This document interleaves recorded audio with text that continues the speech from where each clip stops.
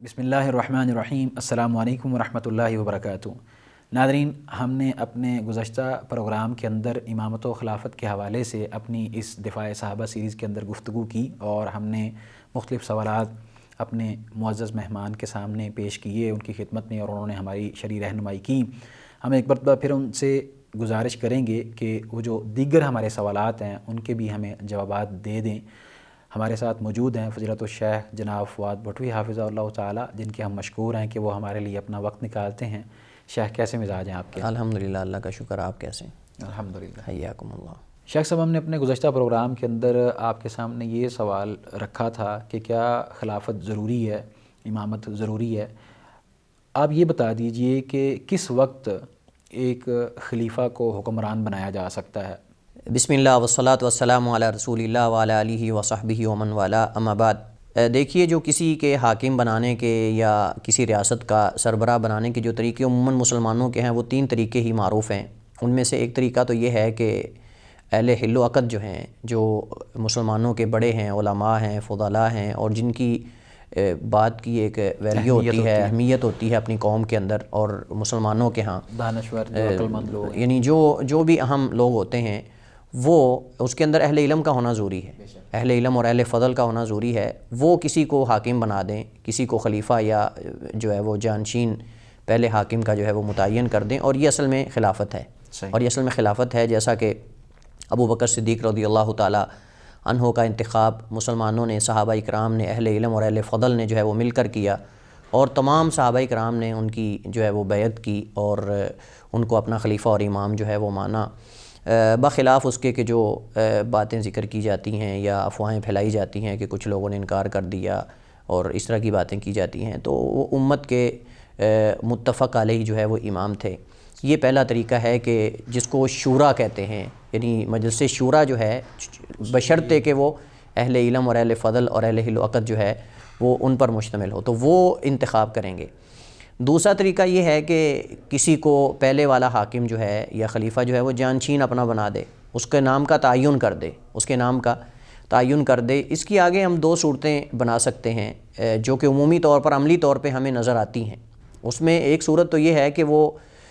متعین کر کے کسی کا نام لے دے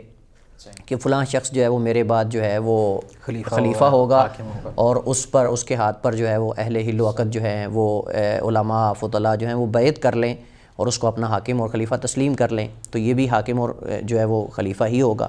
اور اسی کی دوسری صورت یہ ہے کہ وہ ایک کا تعین نہ کرے، بلکہ کچھ لوگوں کے اندر جو ہے اس کو وہ رکھ دے، وہ کہے کہ میرے بعد تم فلاں لوگوں میں سے کسی کو یعنی منتخب کر لو، جیسا کہ امیر المومنین عمر بن خطاب رضی اللہ تعالیٰ عنہ نے 6 لوگوں کے اندر جو ہے وہ جو عشرہ مبشرہ میں سے باقی تھے، ان میں انہوں نے جو ہے وہ خلافت کو رکھا اور مسلمانوں کو کہا کہ ان میں سے کسی کو اپنا جو ہے وہ خلیفہ تم منتخب کر لینا۔ تو یہ بھی ایک اسلامی اور شرعی طریقہ ہے اور اس پر جو ہے وہ عمل رہا ہے، اور یقیناً یہ بھی خلافت ہی تصور ہوگی جب اہل علم اور اہل فضل جو ہیں وہ قوم کے بڑے، مسلمانوں کے بڑے، اس کی بیعت کر لیتے ہیں اور سب ان کو اپنا حاکم اور امام تصور کر لیتے ہیں، تو وہ حاکم اور امام ہے اور وہ خلیفہ ہے۔ جیسا کہ سیدنا عثمان بن عفان رضی اللہ تعالیٰ عنہ، ان کی خلافت کا جو ہے وہ امامت کا تعین ہوا، تو یقیناً ان 6 میں سے ہی ان کو منتخب کیا گیا تھا جن کی طرف امیر المومنین حضرت عمر بن خطاب رضی اللہ تعالیٰ عنہ نے اشارہ کیا تھا۔ اور یہاں ایک بات جو ہے وہ قابل تنبیہ ہے، وہ چونکہ میں نے کہا کہ جو عشرہ مبشرہ میں سے باقی تھے، اور یہ ہم پہلے ذکر کر چکے ہیں کہ ان میں سے جو حضرت سعید تھے، ان کے بہنوئی، ان کو انہوں نے ذکر نہیں کیا تھا، صرف قریبی ہونے کی وجہ سے کہ لوگ یہ نہ کہیں کہ عمر جو ہے وہ اپنے شاید جو ہے وہ رشتہ داروں کو، انہوں نے اپنے بیٹے کا نام نہیں لیا،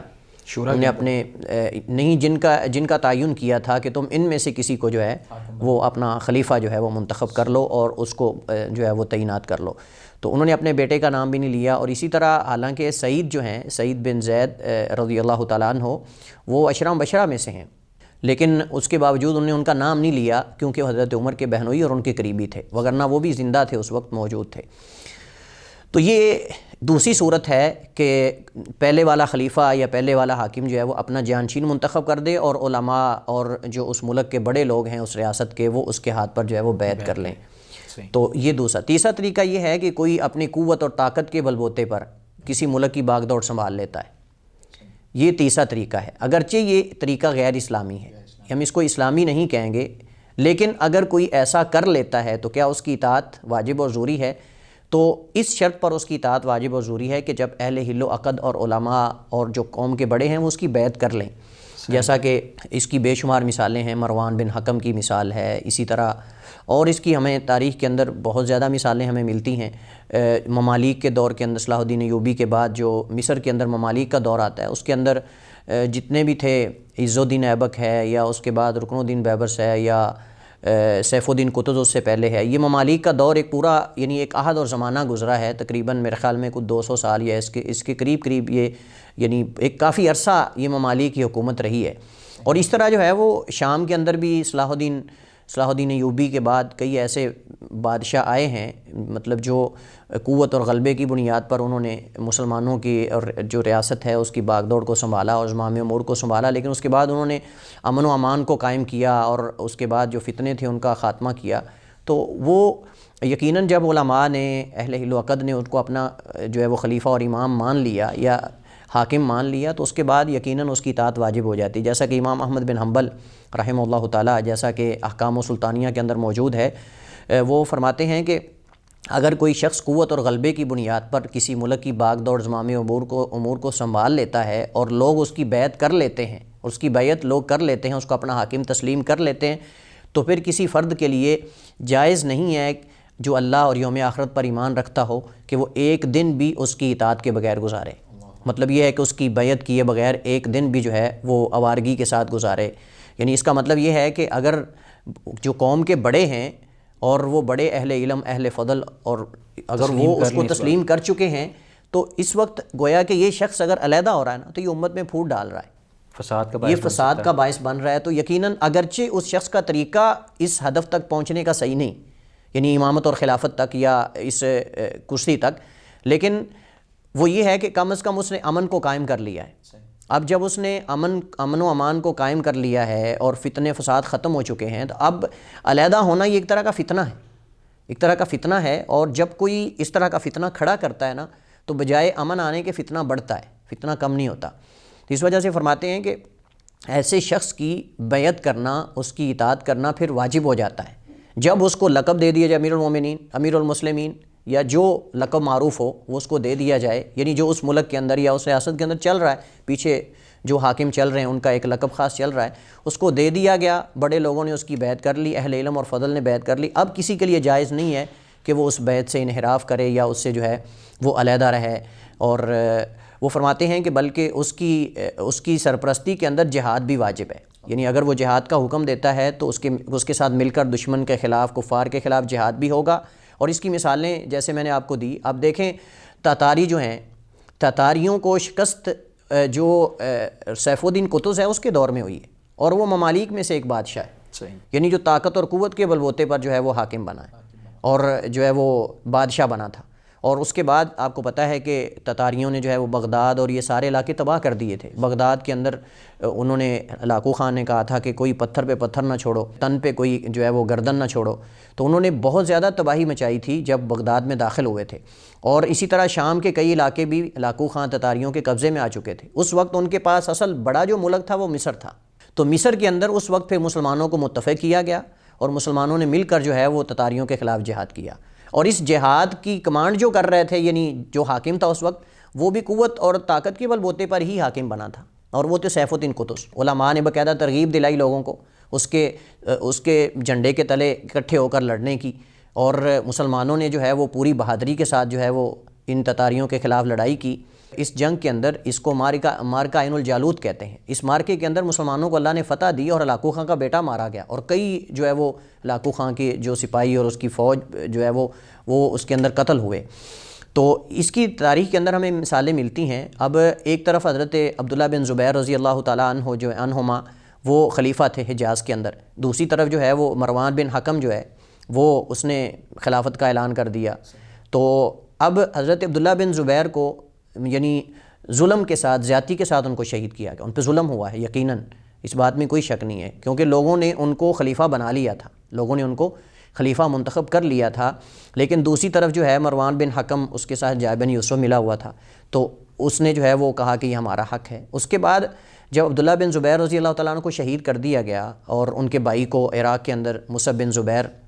رحمہ اللہ کو، تو اس کے بعد علماء نے، اہل علم اور اہل فضل نے عبد الملک بن مروان کو خلیفہ مانا ہے، جس کے اندر بذات خود امام مالک رحمہ اللہ تعالیٰ بھی اس میں موجود ہیں۔ امام مالک رحمہ اللہ تعالیٰ اور بھی کئی علماء اور فضلاء اور تابعین اس کے اندر موجود ہیں، اگرچہ بعض تابعین جو ہے انہوں نے تسلیم نہیں بھی کیا تھا، لیکن پھر اس کے اندر کئی صحابہ کرام بھی اس وقت ابھی تک موجود تھے جنہوں نے اس کو جو ہے وہ خلیفہ مانا ہے اور تسلیم کیا ہے۔ تو لہٰذا یہ طریقہ ہے تیسرا، کہ اگر کوئی اس غلط طریقے سے بھی کسی ریاست کی باغ دوڑ کو سنبھال لیتا ہے اور امن و امان کو قائم کر لیتا ہے، تو اس کے بعد اس کے خلاف جو ہے وہ نکلنا اور خروج کرنا یہ جائز نہیں ہے، کیونکہ اگر کچھ افراد جو ہے وہ اس مسلمانوں کی اجتماعیت کو اور اس امن و امان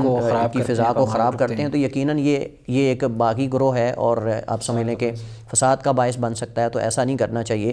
اور اسی طرح حافظ ابن حجر رحمہ اللہ تعالیٰ نے فتح الباری کے اندر فقہا کا اس پر اتفاق نقل کیا ہے۔ وہ کہتے ہیں کہ فقہا کا اس مسئلے پر اتفاق ہے کہ جب کوئی طاقت اور قوت کے بلبوتے پر کسی ریاست، کسی ملک کی باغ دوڑ کو سنبھال لیتا ہے تو اس کی اطاعت واجب ہے۔ جب اہل حل و عقد اور علماء اور فضلاء اس کو امام مان لیتے ہیں اور اس کو وہ لقب دے دیتے ہیں جو اس ملک کے اندر چل رہا ہے، تو اس وقت اس کی اطاعت واجب ہے۔ ہاں البتہ اس میں وہ اہل حل و عقد جو ہیں وہ دیکھیں گے کہ کیا وہ دین کا نفاذ کر رہا ہے، یعنی دین کا قیام کر رہا ہے، اور اس طرح جو ہے وہ دین پر عمل درآمد کروا رہا ہے، خود بھی عمل کر رہا ہے، حدود اللہ کا نفاذ، یعنی جس وجہ سے وہ آیا ہے، کیا وہ یعنی صاحب ذرا کہ پہلے کو اس نے ختم کیا ہے، پہلے کو اس نے معزول کیا ہے، یا پہلے کو اس نے قتل کیا، جو کچھ بھی اس نے کیا ہے کس وجہ سے کیا ہے۔ اگر تو اس کے نزدیک وہ پہلے والا صحیح حق ادا نہیں کر رہا تھا، تو اب کیا یہ وہ کام کر رہا ہے؟ پہلی بات تو یہ ہے۔ اور اگر نہیں کر رہا تو اب اہل حل و عقد کو چاہیے کہ وہ اس کو ترغیب دلائیں، اس کو اس بات پہ آمادہ کریں کہ بھئی آپ جس وجہ سے آئے ہیں، آپ نے پہلے شخص کو گرایا ہے، اس وجہ سے ہی نا کہ آپ سمجھتے تھے کہ میں اسے زیادہ جو ہے وہ ریاست کو بہتر کر سکتا ہوں، امن و امان کو قائم کر سکتا ہوں اور شریعت لا سکتا ہوں، تو اگر وہ آپ نہیں کر رہے تو پھر اس کو گرانے کا کیا فائدہ ہے؟ اس کی اصلاح کریں گے، اس کو واعظ و نصیحت کریں گے، کیونکہ جنہوں نے اس کی بیعت کی ہے وہی کریں گے نا، اب عوام تو تھوڑا ہی جا کے اس کو کریں گے، تو اس وقت پھر ان کے لیے ضروری ہے کہ وہ اس کی اصلاح کریں اور اس کو جو ہے وہ حق کی طرف لے کر آئیں اور اس کو حق کی تلقین کریں۔ اور اگر وہ نہیں کرتا، اگر ان کے اندر استطاعت ہے، اگر ان کے اندر یعنی جن لوگوں نے اس کو بنایا ہے اگر ان کے اندر استطاعت ہے اس کو ختم کر کے کسی دوسرے کو لانے کی، بہتر اور فتنہ بھی نہ ہو، فساد بھی نہ ہو، تو پھر ٹھیک ہے وہ کر سکتے ہیں۔ یعنی جب انہوں نے اس کو امام بنایا ہے، حاکم بنایا ہے، اور ان کے اندر یہ بھی استطاعت ہے بغیر کسی فتنے کے کہ وہ اس کو ہٹا کر کسی دوسرے کو لا سکتے ہیں، اس سے بہتر کو، لیکن بہتری کے اندر ہم یہ نہیں دیکھنا کہ وہ بہتری سے مراد یہ ہے کہ وہ اپنی مرضی کی یا وہ کفار کے پیچھے چلتا ہو یا کسی دوسرے کی مانتا ہو، یہ مقصود نہیں ہے۔ بہتری سے مراد دین کے اعتبار سے بہتری ہے، اصلاح سے مراد دین کے اعتبار سے اصلاح ہے، اور نظام کے اعتبار سے اسلامی نظام کی ہم بات کر رہے ہیں، نہ کہ ہم جو کفریہ نظام ہے ہم اس کی بات کر رہے ہیں۔ تو اس اعتبار سے یقیناً جو ہے وہ ان کے لیے ہی ضروری ہے، اہل حل و عقد یعنی جن لوگوں کے اس بلبوتے پر وہ بنا ہے یا جن لوگوں نے اس کی بیعت کی ہے اور اس کی امام مان لیا ہے، اگر وہ اسلامی قوانین کی پاسداری نہیں کر رہا تو وہی لوگ کریں گے، یہ نہیں کہ عوام راستوں پہ نکل آئے گی اور عوام جو ہے وہ توڑ پھوڑ کرے گی یا اس طرح کا معاملہ کرے گی۔ یہ اس صورت کے اندر یہ مناسب نہیں طریقہ کہ اس کے یعنی وہ لوگ کچھ نہ کریں اور عوام جو ہے وہ روڈ آ کر بند کر دیں اور ایک دوسرے کا نقصان کریں، یہ کوئی طریقہ اسلامی طریقہ نہیں ہے۔ صحیح شیخ، یہ تو آپ نے جو تیسرا پہلو بیان کیا ہے یہ ایک پہلو ہے کہ اگر کوئی بندہ زبردستی آ کے خلیفہ بن جاتا ہے، امام بن جاتا ہے، تو اس کو تسلیم کرنا ہے یا نہیں کرنا، اس حوالے سے آپ نے یہ شرعی رہنمائی یہ بیان کی ہے جو میں سمجھاؤں۔ دیکھیے اس کو ہم خلیفہ نہیں کہیں گے، اس کو ہم خلیفہ نہیں کہیں گے، یعنی ہم یہی کہ اگر خلیفہ اس کو کہا جاتا ہے تو نہیں، آپ دیکھیں آپ نے کہا ہے کہ اس کو اگر بعض علماء کرام یا بعض بڑے لوگ تسلیم کر لیتے ہیں، وہ تو بعد میں ہے نا، وہ بعد میں ہم نے کہا کہ جو لقب اس ریاست کے اندر چل رہا ہے نا وہ لقب تو اس کو دے گا، لیکن شرعی نقطہ نظر کے مطابق وہ خلیفہ نہیں کہلائے گا، جو خود بذات خود آئے گا جی، وہ یعنی شرعی نقطہ نظر کے مطابق اس کو خلیفہ نہیں کہیں گے، البتہ یہ کہ وہ خلیفہ ہے، جو لقب چل رہا ہے اس کے مطابق اس کا لقب چلے گا۔ ہاں اس شرط پر اس کو کہا جا سکتا ہے کہ اگر اہل حل و عقد اور علماء فضلاء اس کی بیعت کر لیتے ہیں اور وہ کتاب و سنت کا مکمل نفاذ کرتا ہے، یعنی خلیفہ سے ہم یہاں مراد خلافت سے مراد یہ نہیں لے کہ بس ٹھیک وہ بن گیا بس ٹھیک، کتاب و سنت کا نفاذ کرے اور خلفائے راشدین کے منہج پر چلنے والا ہو، اس صورت کے اندر تو اس کا یہ عمل بھی تو درست نہیں ہے، یہ عمل اس کا یہ تو اس نے کیا ہے، یہ اس نے کے اوپر چلنے والا، یہ ہم کہہ رہے ہیں کہ اس وقت اس کو ہم جو اگر خلافت کا لقب دیا جاتا ہے جو اس ملک کا حاکم یا ریاست کا بنتا ہے تو اس کو وہ خلیفہ ہی کہا جائے گا۔ ایک طرف تو وہ اسلام کی پہلی حدود کو پامال کر رہے ہیں نا کہ وہ بذات خود جبر کے ساتھ آ رہا ہے، حکمران بن رہا ہے، تو پھر وہ اسلام کو کیسے نافذ کرے گا؟ یہ بھی تو ایک پہلو ہے. ایسی مثالیں موجود ہیں، ایسی مثالیں موجود ہیں. آپ یعنی یہ ایک پہلو ہے جو آپ نے بیان کر دیا کہ یہ طریقے ہیں. ٹھیک ہے، میں آپ کی بات سمجھ چکا ہوں. تو بہرحال یہ جو انتخاب ہے یہ کون کرے گا؟ ہمارا جو اہم سوال ہے وہ آپ سے یہ ہے کہ یہ جو طریقے آپ نے بتا دی کہ اگر اس طرح آ جاتے ہیں حکمران یا خلیفہ امام، ان کو منتخب کر لیا جاتا ہے، علماء کر لیتے ہیں، عقل و دانش رکھنے والے جو لوگ ہیں افراد ہیں وہ کر لیتے ہیں. اسلام کے اندر آپ نے شورا کی طرف بھی اشارہ کیا، طریقہ کار کیا ہے حاکم مقرر کرنے کا؟ دیکھیے طریقہ کار یہی ہے کہ اس کے اندر جو اہل حل و عقد ہیں، جو قوم کے بڑے ہیں، قبائل، اس دور کے اندر قبائل ہوتے تھے. آج کل قبائل تو نہیں، آج کل صاحب ذرا کہ وہ ہمارے ہاں تو نظام وہ دوسرا ہے نا، پارلیمانی نظام ہے، اور اس کے اندر باقاعدہ وہ MNAs بنتے ہیں اور یہ ساری چیزیں ہیں. لیکن ہم عمومی بات چونکہ اسلامی نظام کے حوالے سے ہم بات کر رہے ہیں، تو اس کے اندر جو علماء اور فضلاء ہیں، جو اس ریاست کے بڑے لوگ ہیں، وہ انتخاب کریں گے. صحیح. اور اس کے اندر صاحب ذرا کہ انتخاب جس کا کریں گے اس کے اندر اسلام کو مد نظر رکھا جائے گا کہ کیا وہ مسلمانوں کے حق میں، اسلام کے حق میں بہتر ہے یا نہیں. اور یقیناً ہم یہی کہیں گے کہ مجلس شورا جو ہوتی ہے نا، شورا کمیٹی کا مطلب کہ جو اس صاحب ذرا کہ جب ایک پہلا حاکم تھا، اس حاکم کے فوت ہونے کے بعد یا اس کے معزول ہونے کے بعد جو پہلے لوگ اس معاملات کو دیکھ رہے تھے، اس ملک کے معاملات، وہ اصل میں اہل حل و عقد ہوتے ہیں. اہل علم اور اہل فضل جو لوگ مراد ہیں، یعنی جن کی رائے کا اعتبار ہے اور جن کو پتہ ہے کہ حق کیا ہے اور باطل کیا ہے، اور جن کو پتہ ہے کہ اسلام کس طرح کا حاکم چاہتا ہے اور کس طرح کا حاکم اسلام کے لیے اور مسلمانوں کے لیے جو ہے وہ خیر اور بہتری کا ذریعہ جو ہے وہ اور سبب بن سکتا ہے. یقیناً وہی انتخاب کریں گے. اصل یہی ہے، یہی طریقہ ہے کہ وہ کریں گے اور ایسے شخص کا کریں گے جس کے اندر اہلیت موجود ہو. اور اہلیت کے اندر یہاں مراد یہ نہیں دیکھا جائے گا اس کے بعد دنیاوی ڈگریاں ہوں اور پتہ نہیں کیا کچھ ہو، لیکن اگر اس کو اسلام کا پتہ ہی نہیں تو پھر کیسے اس کا انتخاب ہوگا. لیکن ہمارے ہاں تو چونکہ جمہوری نظام ہے، اس کے اندر تو آپ جانتے ہیں کہ ووٹ ہی برابر ہے، اس کے اندر تو وہ دیکھا ہی نہیں جاتا، بلکہ اس کے ہاں تو اور ہی چیزوں کو دیکھا جاتا ہے. اور اس کے اندر جو ان کو منتخب کرنے والے ہوتے ہیں، ان کے اندر بھی کئی ایسے آپ جانتے ہیں کہ ایسے ہوتے ہیں کہ جو اسلام اور ان چیزوں سے بسا اوقات جو ہے. لیکن شیخ سوال پھر یہ ہے کہ اسلامی ریاست تو یہ ہے نا. آپ دیکھیں جس طرح آپ نے یہ بات کی کہ جو پہلے لوگ منتخب ہو چکے ہیں وہ یہ فیصلہ کریں گے کہ ہم نے کس کو وزیر اعظم یا صدر بنانا ہے، تو وہ تو ایک ان کا پورا سیٹ اپ ہے، پارلیمانی نظام ہے، جو بھی ان کا صدارتی وزارتی جو نظام ہے، اس کے نیچے جو لوگ MNA MPs بیٹھے ہیں پھر وہ فیصلہ کریں گے، ان کی ووٹنگ ہوتی ہے. مطلب اگرچہ ہم ووٹ ڈالتے ہیں، اب ہم بھی جب فیصلہ کر رہے ہیں تو ہمارا مطلب ایک عالم دین ہے یا ایک ڈگری ہولڈر ڈاکٹر ہے، PhD اسکالر ہے، اس کا ووٹ اور ایک جاہل کا ووٹ وہ برابر ہے، تو ہم ہمارے اس کے اندر پھر وہ چیز تو نہ رہے گی. لیکن ریاست اسلامی ہے تو پھر کیا فیصلہ وہی کریں گے. ہم جب اسلامی ریاست کی بات کر رہے ہیں تو اسلامی ریاست کے اندر ان لوگوں کو بھی چاہیے کہ وہ ایسے شخص کا انتخاب کریں کہ جو اسلام کے حق میں، مسلمانوں کے حق میں بہتر ہو. صحیح. اور ملک کے حق میں بہتر ہو. یہ نہ ہو کہ وہ بندہ جو ہے وہ، اگر اس کا مطلب یہ نہیں کہ اس کے پاس دین ہو لیکن سیاست کو نہ جانتا ہو، دین کی روشنی کے اندر سیاست نہ کرنا جانتا ہو، یہ بھی ضروری ہے. تو جو اس چیز کا اہل ہے اس کو منتخب کیا جائے گا. اور یہ ان پر اب شورا کی ہم یہی بات کر رہے ہیں کہ شورا کوئی بھی ہو، ان کے اوپر بھی ضروری ہے کہ وہ ایسے شخص کا انتخاب کریں. شورا کی بھی ووٹنگ ہوگی اسلام میں کہ شورا کے اندر یقیناً شورا کے اندر لوگ شامل کیے جاتے ہیں. اور شورا کے اندر بھی دیکھیں آپ قوم میں اس دور کے اندر قبائل ہوتے تھے، قبائل کے اندر جو ہے وہ ہر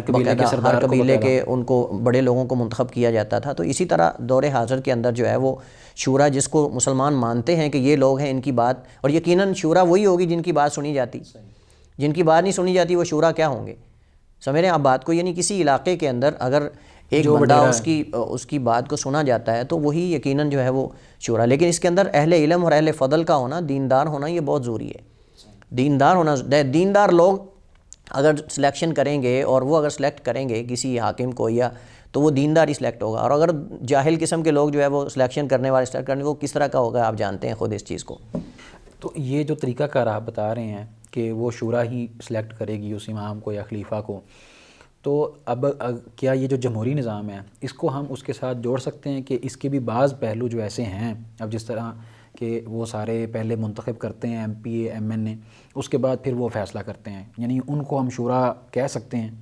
کہ وہ بھی ایک شورا بن چکی ہوتی ہے اور پھر اس کے بعد وہ فیصلہ کرتی ہے کہ ہم نے کس طرف جانا ہے. دیکھیے ہم جب بات کر رہے ہیں نا، ہم جب اس نظام کی بات کر رہے ہیں تو ہم نے پہلے بات کی کہ اس پورے نظام کے اندر اصلاح کی ضرورت ہے. اس پورے نظام کے اندر اصلاح کی ضرورت، اس کی وجہ یہ کہ سرے سے ہم یعنی حاکم چاہتے ہیں ایسا جو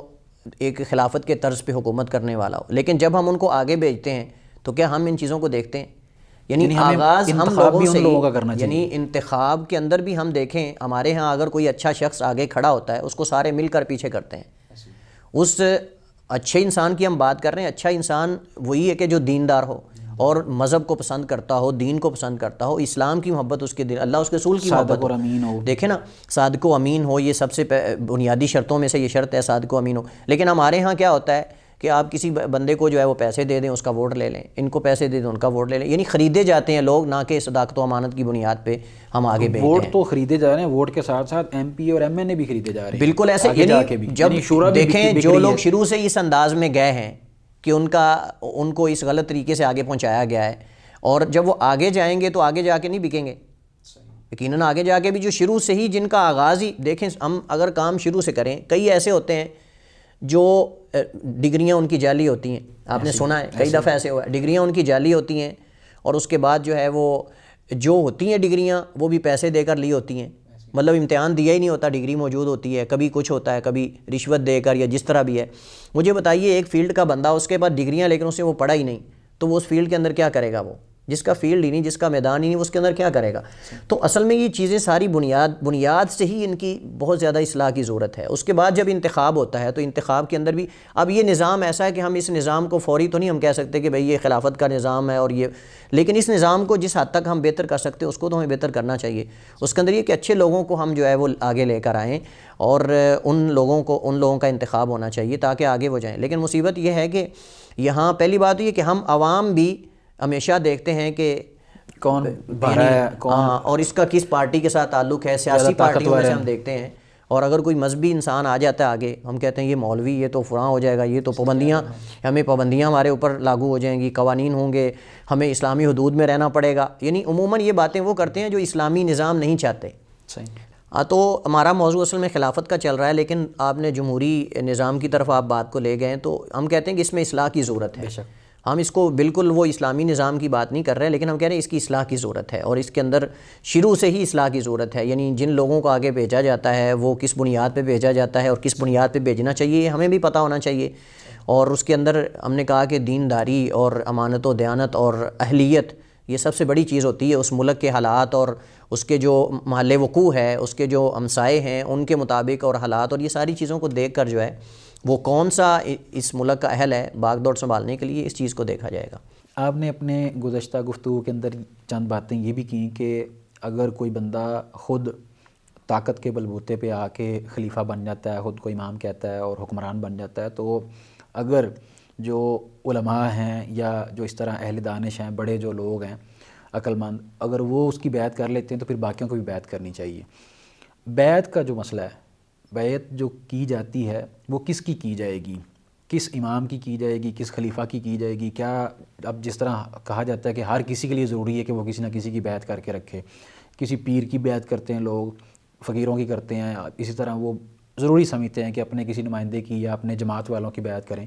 تو بیعت اصل میں ہوگی کس کی؟ اور کیا بیعت کے بغیر رہنا یہ غیر شرعی عمل ہے؟ دیکھیے بیعت کا لفظ جو ہے نا وہ اصل اس کا مفہوم بہت وسیع ہے۔ ہمارے ہاں لوگ سمجھتے ہیں کہ بیعت سے مراد جو ہے وہ ہاتھ پہ ہاتھ رکھنا، جو اس دور کے اندر صحابہ کرام اللہ کے نبی علیہ السلام کی یعنی اسلام قبول کرتے ہوئے بیعت کرتے تھے، وہ نبی علیہ السلام کے لیے، اور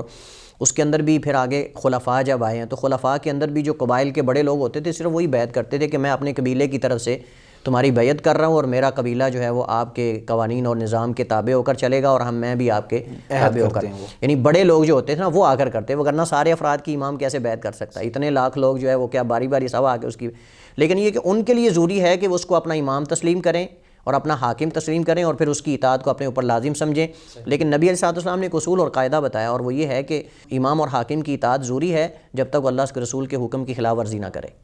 جب تک اللہ کے رسول کی حکم کی خلاف ورزی نہ کرے تب تک اس کی اطاعت واجب اور ضروری ہے۔ حاکم اور امام جو ہے وہ اس کی بیعت سے مراد یہ ہے کہ اس کی اطاعت اس کو اپنے اوپر لازم کر لیا جائے اور اس کے قوانین کی پاسداری اور جو قوانین اس ملک کے ہیں ان کو سمجھا جائے۔ یہ نہیں ہو کہ یہ اب بندہ آیا تو لہٰذا میں ملک کے قوانین کے مطابق نہیں چلوں گا، میں اپنے قوانین بناؤں گا، یا یہ اصل مقصود ہے، یہ مسلمانوں کی اجتماعیت کے ساتھ جو ہے وہ رہنا اصل یہ مقصود ہے۔ باقی جو اس دور کے اندر بیعت ہوتی تھی اس کا مطلب یہ ہوتا ہے کہ وہ قبائل کے بڑے لوگ جا کے کرتے۔ نبی علیہ السلام کی تو یعنی آپ سمجھ لیں کہ بیعت کرنے سے ہجرت سے اسلام قبول کرنے پر ہوتی تھی، ہجرت پر ہوتی تھی فتح مکہ سے پہلے، اور اس طرح آپ کی نصرت اور مدد اور تائید کرنے پر ہوتی تھی، جہاد میں شریک ہونے، ان چیزوں پر بیعت ہوتی تھی۔ اس کے بعد پھر جو بڑے لوگ ہوتے تھے وہ بیعت کرتے تھے، ہر ایک آ کر بیعت نہیں کرتا تھا۔ اور اسی طرح آج بھی سعودی عرب کے اندر کئی ممالک کے اندر یہ نظام ہے، جب کوئی بادشاہ وہاں نیا آتا ہے تو اس کی جو قبائل ہیں وہاں قبائلی نظام ہے، تو وہ بڑے ان کے آتے ہیں، علماء بھی کرتے ہیں، اور قبائل کے بڑے لوگ وہ بھی آ کر جو ہے وہ بیعت کرتے ہیں کہ ہمارا قبیلہ جو ہے وہ آپ کے آپ کو تسلیم کرتا ہے اور آپ کے تابع۔ اسی طرح باقی جو سمجھا جاتا ہے نا کہ ہر ایک پیر ہونا چاہیے جس کی بیعت کرنی چاہیے، مطلب وہ بعض لوگ کہتے ہیں جی اپنا کوئی نہ کوئی مرشد ہمیں پکڑنا چاہیے، اس کے بغیر تو آپ وہ ان حدیث کو جو حاکم کی اطاعت کے بارے میں وہ ان کو کسی پیر یا کسی گدی نشین یا کسی اس کی بیعت پہ وہ فٹ کرتے ہیں، تو یہ صحیح نہیں ہے۔ اس سے مراد یہ بیعت نہیں ہے کہ انسان کسی ایک پیر کی زور جو ہے بیعت کر کے رکھے یا اس کو اس کے ہاتھ پر، وہ لوگ باقاعدہ جا کے وہ سلسلہ پورا جو بیعت کا ہوتا ہے ہاتھ پہ ہاتھ رکھ کے، اور وہ کئی چیزیں اسے پڑھواتے ہیں، کہتے ہیں کہ آپ میرے پیچھے پیچھے یہ کہو، تو اس کے مطابق کہتے ہیں جی میں نے فلاں کی بیعت کی ہوئی ہے، تو وہ اس کو زوری سمجھتے ہیں، ان احادیث کو اس پہ فٹ کرتے ہیں، تو یہ صحیح نہیں ہے۔ یہاں مراد وہ نہیں ہے جو حدیث کے اندر ذکر کیا گیا کہ آپ کسی پیر کی گدی نشین کی کسی کی جا کے بیعت کریں، یہ مقصود یہاں ان احادیث سے نہیں ہے۔ بہت شکریہ شیخ، اللہ تعالیٰ آپ کے علم میں مزید برکت نازل فرمائے، آپ سے دین کا کام لیتا رہے۔ ناظرین، یہ تھا ہمارا آج کا پروگرام جس کے اندر شیخ صاحب نے امامت و خلافت کے حوالے سے مختلف پہلوؤں کے اوپر عمدہ گفتگو کی اور ہماری رہنمائی کی۔ اس حوالے سے اگر آپ کا کوئی سوال ہو تو آپ ہم سے کر سکتے ہیں، تب تک کے لیے آپ ہمیں دیجیے اجازت۔ اللہ حافظ۔